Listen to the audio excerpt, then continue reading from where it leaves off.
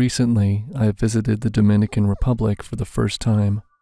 I checked into this really lavish Airbnb in the colonial district of Santo Domingo. I was supposed to go with my brother Paul, but he canceled at the last minute.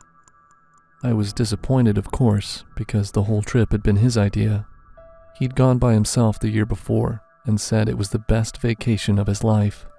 He said he wanted to do it all over again with me. I'd even used his extra laptop to book the same Airbnb. Then, a week before we were supposed to go, he said he had some business he had to do. He'd saved up a lot recently and was working on launching a new company. It was too late to cancel our reservations, so I decided to just go without him. I checked into the place around sunset. The house's owner, Miguel, seemed really friendly. He greeted me with a big hug and acted like we were old friends. After I unpacked, I went outside to explore the boardwalk along the river. Miguel was waiting for me outside. He asked if I wanted to go with him to the best bar in the neighborhood. He seemed pretty trustworthy, so of course I said yes. The bar was on the roof of one of the taller buildings on our street. It had a great view of the ancient buildings around us, and we drank together and watched the fireworks. Miguel kept encouraging me to drink. After a while, I started to feel woozy. I didn't feel drunk though. I felt sick and lightheaded. Something was wrong. I saw Miguel smiling at me across the table, but his face was getting blurry. That's when I realized that he'd slipped something into my drink. After that, everything went black. When I woke up, I was back in the Airbnb. The lights were off and all the windows were covered. I tried to move, but my hands and feet were tied to a chair. "What's going on?" I shouted. Miguel stood over me. Because the lights were out, I couldn't see his face, but I could see his silhouette, and I knew he had a gun in his hands. He laughed. "I can't believe you dared to come back here." "What?" I had no idea what he was talking about. "Where's the money?" he asked. I heard him cock the gun. "There's been a misunderstanding," I said. "I don't know you. I've never been here before." "Shut up, Paul," he said. "You know exactly what I'm talking about." He called me Paul. That's when I realized that he thought I was my brother. I was a couple years younger than him, but we looked a lot alike. And when I checked in, I didn't introduce myself. I guess he just assumed I was Paul. I'd booked the room from his laptop, so it was under his name. I tried to explain that I didn't know who he was or what money he was talking about, but he didn't believe me. He said that I'd met him last year and tricked him out of $10,000. Now it all made sense. I never understood how Paul had saved up enough money to start his own business. Apparently, he'd stolen it. And once he realized that I'd booked the same Airbnb, of course he had to cancel the trip. Miguel aimed the gun right at my face. "Where's the money?" he demanded again. I started crying. I begged him to let me go. I told him to go to the table and look at my passport. He walked over and grabbed my passport. He turned on the lights and saw that I was telling the truth. Then he turned back toward me and said that it didn't matter who I was. He still wanted his money back. I didn't have that much in my bank account. I couldn't pay him back. I looked around the room, trying to see if there was something I could use to free myself. Then I realized that I had Paul's laptop with me. I told Miguel that if he untied my hands, I could get onto Paul's computer and wire him everything. He didn't trust me at first, but then he slowly reached forward and untied my hands. He put the laptop on my lap. I went to Paul's online bank account, silently praying that his passwords were saved on this computer. I tried to log in, but it asked me to verify my identity. My heart sank. I clicked on the security question and a screen popped up asking, "Who's your best friend?" I wasn't sure. Paul had so many friends to choose from, and I didn't know what answer he saved. Miguel jabbed the gun into my shoulder. "Faster!" he shouted. Without thinking, I typed in my own name, and it worked. Paul's checking account appeared on the screen. I clicked on the instant transfer button and had Miguel type in his bank number. When he was done, he turned the laptop back toward me and told me to hit send. I did. We waited for 5 long minutes before a notification bell chimed from his phone. He smiled, put his gun back in his pocket, and untied me. He left without saying anything. I grabbed my stuff and checked into a hotel on the other side of the city. It was very expensive, so I just used Paul's card information to book it. I'm still on the island, and I plan to enjoy the rest of my trip. I just have to stay away from Miguel's neighborhood. Paul has been calling me non-stop all morning, but I haven't answered. As soon as I get back home, he and I are going to have a nice, long chat. I decided to visit the countryside one day for my vacation, so I got an Airbnb in the rurals of my state. It was really far away from the city where I lived, so I had to drive like 8 hours to get there. I didn't mind. I planned for the road trip and was quite excited for the drive. I set off after work and finally got to my Airbnb. It was surrounded by trees and in the middle of nowhere. By the time I arrived, it was beyond dark, but the Airbnb had lights on the front porch, so it was easy to find. Nothing seemed wrong with the place. It was clean and tidy and spacious even. There were no nearby neighbors, and the next town was an hour over, which is just what I wanted. I entered the code to get in through the front door and got in. I was so tired that I immediately fell onto the couch in the living room and fell asleep. I woke up when I heard someone trying to open the door of the house. I heard what seemed to be the sounds of keys rattling and clicking, as if someone was trying to unlock the door. The front door had a window, and as I looked, I saw a male figure wearing what seemed like a black ski mask.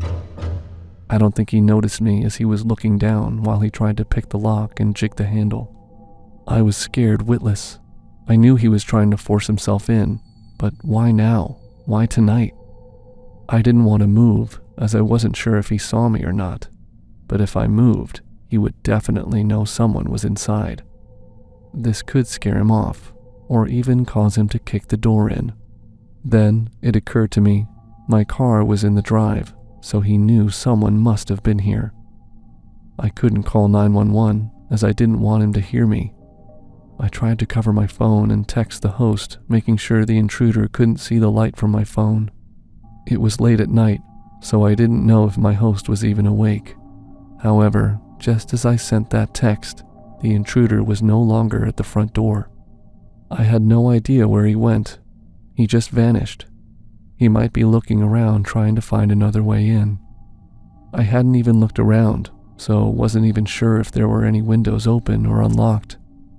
I took this as an opportunity to crawl off the couch, hoping that he isn't watching me from somewhere else. I was looking at all my surroundings as I moved along the floor as slowly and as quietly as possible. But the thing is, I didn't even know the layout. So I was probably even more blind than him at this point, especially since the lights weren't on in the inside of the house. I looked around for a place to hide. I noticed what looked like a closet door. I opened it and hid inside the closet. It was cramped, but it felt like the safest place I could be at that moment. I wasn't ready to confront the intruder. Who knows what weapon he could have, especially if he was prepared to break into the home. Once inside the closet, I looked at my phone and decided to text everyone I knew. I called my brother, which, to my surprise, answered the call. I immediately hung up. I called him just so I could get his attention, and then sent a text explaining my situation and to call 911 in my area. He responded with a reply saying he called 911 for me. I wasn't sure how long they were going to take, but I knew it wasn't going to be minutes. I had no idea where the intruder was or what he was doing. At this point, I was praying and hoping he wouldn't break in, and if he did, that he wouldn't check the closet I was hiding in. There was so much silence. If it wasn't for the clock on my phone, I wouldn't know how long I was sitting there waiting. But it was that suspenseful silence that made me dread as I was waiting. Was he still here? Was he going to break in at any moment?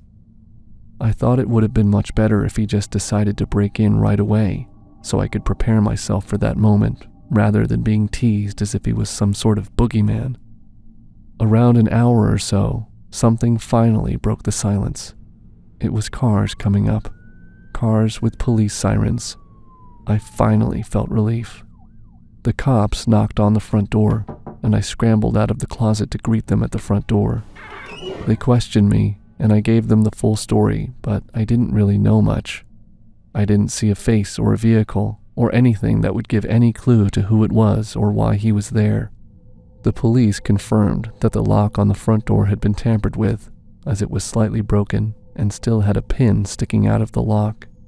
There wasn't a lot they could do with no tire tracks, fingerprints, or a description of the man. They told me it probably wouldn't go any further. The police advised me to find alternative accommodations for the night, as the man is still out there and could return. I called the host, who spoke to the police and without any question offered me a full refund. It wasn't his fault.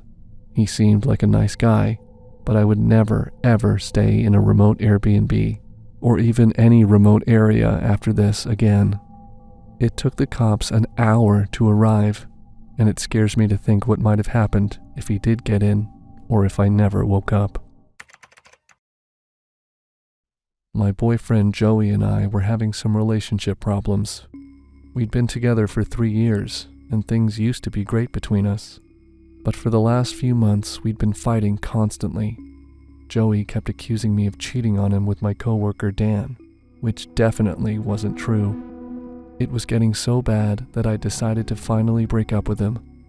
But right before I could, he invited me to a really nice restaurant and apologized. He promised to stop acting so jealous. He said that he wanted to make things up to me. Then he showed me the 2 plane tickets that he'd gotten to Puerto Vallarta as a surprise. I was shocked. Joey was treating me to a 5-day vacation in Mexico. Of course, I changed my mind about breaking up with him. I scheduled my days off from work, and 2 weeks later, we flew to Puerto Vallarta. Joey spared no expense. He got us this really beautiful Airbnb right on the beach. It had a jacuzzi, a huge bedroom, and a balcony overlooking the ocean. I tried to ask him how much he was spending on the place, but he just said that it was worth it. It was all for me. The first day there was amazing. We strolled along the boardwalk and tried some of the local food. When we walked by some shops, Joey asked me what souvenirs I liked, and he bought them for me instantly. I knew that he was really trying to make up for all those months of arguing. That night, we drank margaritas and watched the sunset from our balcony. The next day, we just hung out on the beach. Joey splashed around in the water while I read on the beach. He kept teasing me about not wanting to go into the ocean. It was a little annoying. Joey was always so competitive about everything, and back when we first started dating, I had mentioned that I'd been a champion swimmer back in high school. He was so proud of his own swimming abilities, so he kept challenging me to a race. Eventually, I just gave up and told him that I'd lied. I said that I actually couldn't swim. That shut him up for a while, but ever since then, whenever we were near water, he always teased me about it. Aside from his jokes, the day was relaxing and great. That night, we sang karaoke with the locals. The next day, Joey rented a boat and took me sailing off the coast. It was fun at first, but once we were far enough from shore, his whole personality changed. He started asking me about Dan again. He said that he knew I'd lied to him and that he had proof. I knew there was no proof because there was nothing between me and Dan, but he just wouldn't stop. We started yelling at each other. He even pushed me, which is something he'd never done before. I started to get a little scared, especially because we were so far away from anyone else. I begged him to stop, and he did. He got really quiet and then disappeared below deck. I thought he was just cooling off, but then he came back upstairs with a spear gun. He pointed it at me and demanded that I admit to cheating on him. I looked him right in the eyes and told him he was insane. He laughed and said, "Wrong answer." Then he pulled the trigger. The spear shot into my shoulder. I'd never felt such pain in my life. Everything went black, and the next thing I knew, I was floating in the water. I looked up, and the boat was speeding back to shore. Joey had left me to die. This whole trip to Mexico was part of some sick plan to kill me and get away with it. I struggled to stay afloat. The pain was overwhelming, and I almost gave up.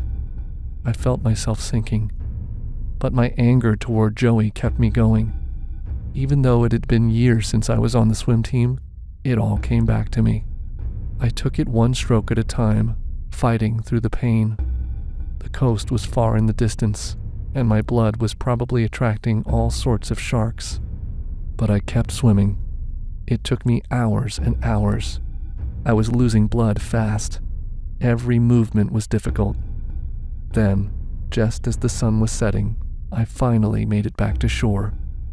I stumbled onto the beach, exhausted, and walked back to the Airbnb. When I got there, I saw 2 police cars parked outside.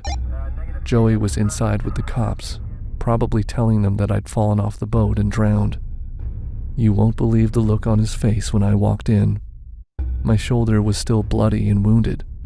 I had enough strength to tell the police what really happened, and then I passed out. I woke up in a nearby hospital.